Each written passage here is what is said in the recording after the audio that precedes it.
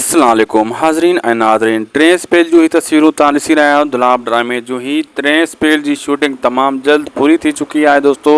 बस थोरी घणी आहे जेका उहा हली रही आहे ऐं माशाल्लाह बहितरीन ड्रामे जी हिंटम डायरेक्शन हले पई, जंहिंमें आज़म मेंगर भी पंहिंजो ज़बरदस्त किरदारु निभाए पियो ऐं ॿिया जेका भी एक्टर आहिनि उहे भी पंहिंजी भरपूर महिनत करनि पिया। ऐं दुलाब जी पहिरें स्पेल जी कामयाबी खां पोइ ॿियो स्पेल भी त मुकमिल थी चुको हुयो। हाणे टियों भी तमामु जल्द तव्हांजे साम्हूं अचण वारो आहे।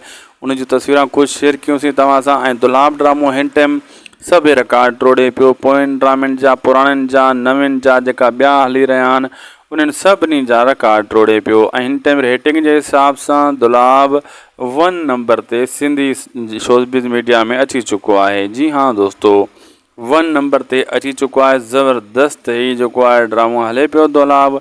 ऐं दुलाब जी जेका तारीफ़ कजे घटि आहे। जेका भी माण्हू इन खे दोस्तो ॾिसनि था उहे हाणे हिन ते तनक़ीद नथा करनि, न त सिंधी ड्रामनि ते वॾो तनक़ीद कई वेंदी हुई कंहिं दौर में।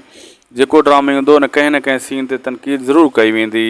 बहरहाल ही पहिरियों पंहिंजो ड्रामो आहे जेको जंहिं ते तनक़ीद नाहे कई वई ऐं इन जी तारीफ़ कई वई आहे। ऐं उहे माण्हू जेका तनक़ीद कंदा हुआ उहे भी फेसबुक ते इन जा तस्वीरूं शेयर करे, डायलॉग शेयर करे आज़म मेंगल जा तारीफ़ पिया कनि ऐं जेको आहे उन जी जेको आहे न वाह वाह पिया करनि। लाइक सब्सक्राइब शेयर कंदा।